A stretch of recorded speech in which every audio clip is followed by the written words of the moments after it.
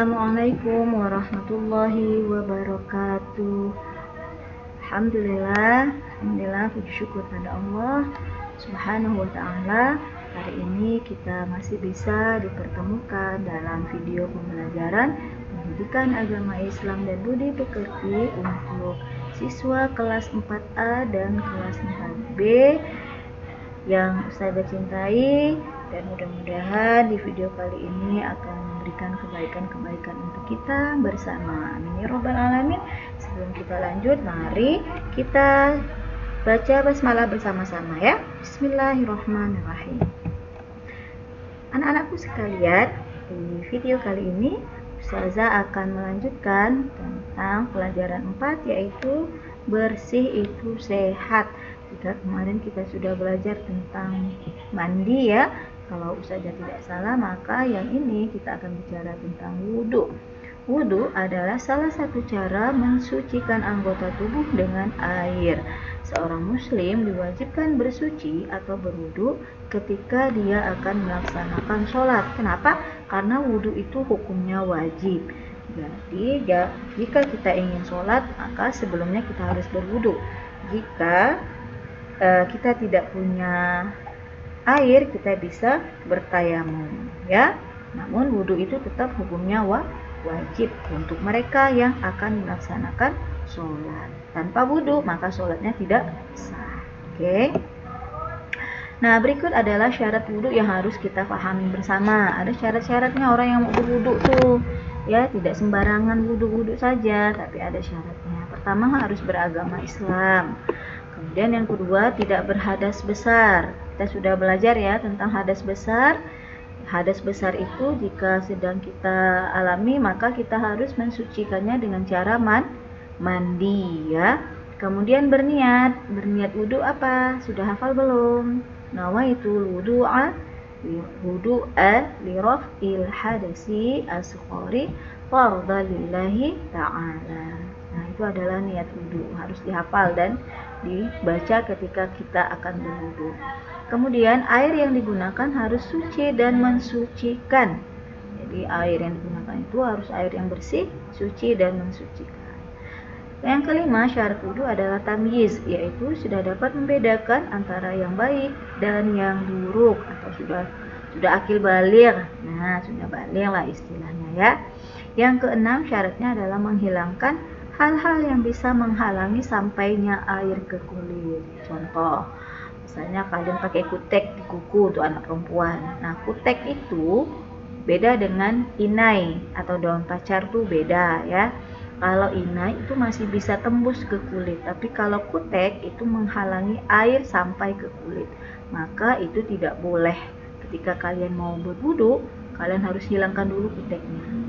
Sama juga ketika kalian misalnya lukanya kira-kira bisa kena air atau tidak. Kalau boleh kena air, ketika dia dibalut dengan perban, maka buka dahulu perbannya. Kenapa?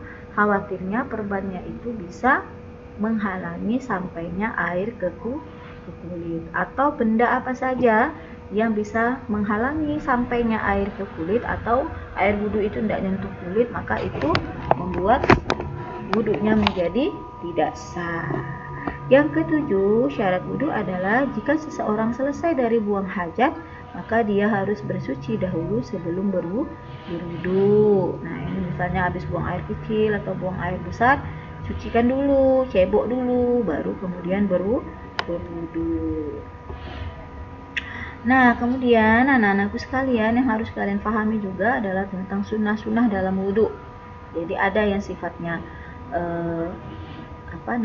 rukun wudhu itu artinya yang ada di dalamnya harus dilakukan. Nah, kalau sunnah wudhu, ketika kita tidak melakukan ini, itu tidak masalah, wudhunya tetap sah. Namun, jika dikerjakan itu jauh lebih baik dan itu menyempurnakan wudhu yang kita lakukan. Apa saja sunnah wudhu itu? Yang pertama, bersiwak. Bersiwak itu membersihkan sela-sela gigi dari kotoran. Boleh dengan gosok gigi atau boleh dengan apa saja yang bisa membersihkan gigi. Kemudian yang kedua, mencuci kedua tangan sampai pergelangan tangan sebelum berwudhu.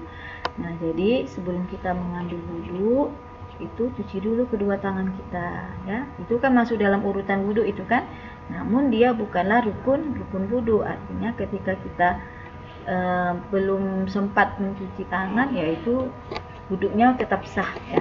Yang ketiga, mencuci anggota-anggota wudhu sebanyak 3 kali, kecuali kepala hanya 1 kali.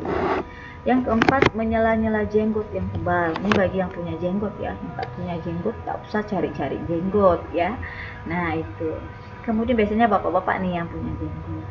Yang kelima, menyela-nyela jari tangan dan jari kaki. Jadi kalau berwudu, air wudu itu harus kena di sela-sela kaki, di sela-sela jari kaki atau di sela-sela jari tangan. Itu harus diperhatikan. Kenapa? Jika ada bagian anggota tubuh yang tidak terkena air wudhu, maka anggota tubuh itu akan menjadi santapan api neraka karena dia tidak terkena air wudhu.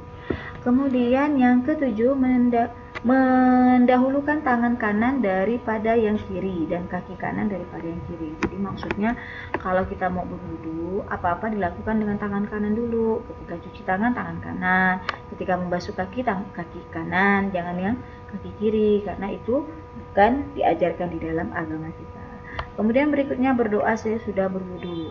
Nah, ini sudah sering Ustazah ingatkan, kemudian saya juga minta kalian untuk menghafalnya kan, berdoa sudah wudu. Ingat ya. Asyhadu an la ilaha illallah wahdahu la syarikalah wa asyhadu anna Muhammadan abduhu wa rasuluh. Allahumma ja'alni minat tawwabin wa ja'alni minal mutatahhirin wa ja'alni min ibadika sholihin. Nah, itu adalah doa sesudah berwudu. Yang ke-9 atau yang terakhir adalah menggunakan air wudu dengan hemat. Nah, Ustazah juga pernah menjelaskan dengan kalian, kalau kita berwudu jangan buang-buang air, jangan banyak-banyak, cukup 1 ember itu udah lebih sebenarnya, ya. Karena Rasulullah sendiri ketika berwudu, air yang digunakan untuk berwudu itu tidak sampai lebih dari setengah ember, ya. Nah, ini harus kalian pahami, jangan banyak-banyak, 1 centong air untuk satu kali siram. Nah, itu salah, ya. Jadi berhematlah dengan air. Berikutnya, anak-anakku sekalian, rukun wudu. Nah, rukun wudu ini adalah hal-hal yang harus dikerjakan secara berurutan. Harus ada ketika kita akan melaksanakan wudu. Jika tidak ada, maka wudunya menjadi tidak sah. Yang pertama, niat. Nah, niat itu tadi Ustazah sudah sampaikan, baca niatnya. Kemudian yang kedua, membasuh seluruh bagian wajah, yaitu meliputi bagian di antara telinga kiri dan telinga kanan, dan antara mulai tumbuhnya rambut di atas dahi hingga ke bawah dagu. Jadi itu muka, wajah. Wajah itu dari mulai kalau bahasa Melayunya ubun-ubun sampai ke bawah dagu, itu adalah wajah, ya. Nah, jadi ketika kalian akan mencuci wajah, membasuh muka, maka kenakanlah air wudhu itu sampai ke bawah-bawahnya.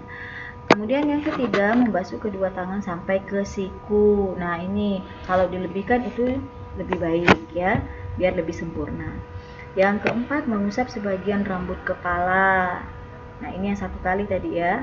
Kemudian yang kelima, membasuh kedua kaki sampai mata kaki.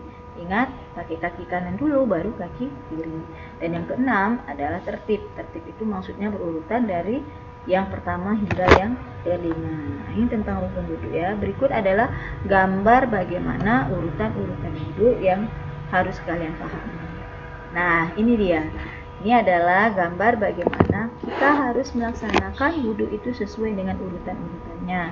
Yang pertama itu membasuh kedua tangan hingga pergelangan. Nah, itu ada gambarnya, pergelangan itu yang mana, ya. Berikutnya berkumur-kumur. Nah, ini juga boleh, jika tidak sempat juga tidak apa-apa. Kemudian yang ketiga, dianjurkan membasuh rongga hidung. Nah, air itu letakkan di telapak tangan, kemudian dihirup dengan hidung. Nah, itu namanya istinsyaq. Nah, gitu, ya. Jadi membersihkan rongga hidung. Yang keempat, wajib membasuh muka dengan sempurna, yang tadi saya sampaikan, ya. Muka itu seperti itu sampai ke bawah dagu. Yang kelima, membasuh 2 tangan dari ujung jari hingga siku. Nah, tahu ya siku, ya. Nah, Dan pastikan sela-sela jari juga terkena air wudhu. Yang berikutnya, yang keenam adalah menyapu atau mengusap kepala, boleh sebagian, boleh seluruhnya, dari depan ke belakang. Dari depan kepala tuh, dari kening sampai ke belakang, atau setengahnya juga boleh ya. Berikutnya yang ketujuh, mengusap 2 daun telinga bagian luar dan dalam. Nah, itu ada contoh bagaimana kita membersihkan telinga. Dan yang kedelapan, membasuh kedua kaki dari ujung telapak kaki hingga mata kaki. Namun dilebihkan itu jauh lebih baik supaya wudhunya lebih sempurna. Baik anak-anak, sudah paham insyaallah ya bagaimana urutan atau tata cara berwudhu dengan benar. Nah, terima kasih untuk kalian yang sudah menonton video pembelajaran kali ini. Mudah-mudahan apa yang Ustazah sampaikan bisa kalian pahami dan kalian mengerti. Kita akhiri bersama video pembelajaran kali ini dengan membaca hamdalah alhamdulillahirabbil alamin. Assalamualaikum warahmatullahi wabarakatuh.